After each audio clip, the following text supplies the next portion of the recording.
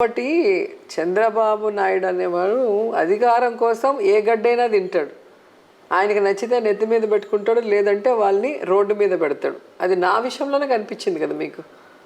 So ఆయన మాటల్ని ప్రజలు పట్టించుకోవటం లేదు అనేది నా విషయంలో మీకు క్లియర్ కట్గా అర్థమైంది. నన్ను ఎంత డీగ్రేడ్ చేయాలి, విమెన్లో నన్ను అసహించుకునే విధంగా చేయాలని ఎంత చేశాడో నాకు అంతా ప్లస్ అయింది. అతని నీచ స్వభావం ప్రజలకు అర్థమైంది. ఒక మనిషి అతని కోసం పని చేసి ఈరోజు బయటకు వస్తే ఆ మనిషిని ఎంత హెరాస్ చేస్తారు, బండారుతో ఎంత చండాలంగా మాట్లాడిచ్చినారు, ఇవన్నీ కూడా ప్రజలు గమనిస్తున్నారు కదా. రూల్స్కి విరుద్ధంగా 1 year సస్పెండ్ చేసి ఏముంది వీళ్ళు కోర్టుకు పోయినా సంవత్సరం అవుతుంది ఆ కేసు తేలాలంటే, ఆయనకి ఇంకొకడు మాట్లాడు పనిష్మెంట్ ఇచ్చామని మాట్లాడిన మాటలు ఎవరు మర్చిపోరు. సో దానివల్ల నేనేం నష్టపోలేదు, వాళ్ళే నష్టపోయారు.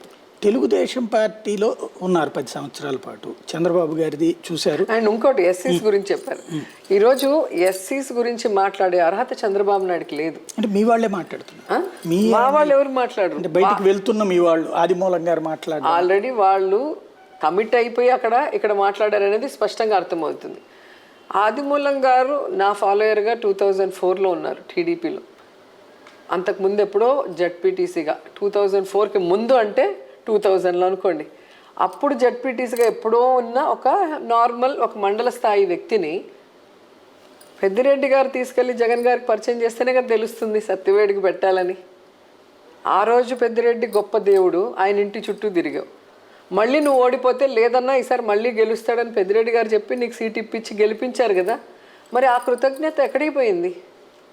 ఈరోజు ఎలా మాట్లాడుతున్నారు మీరు పెద్దిరెడ్డి గారిని?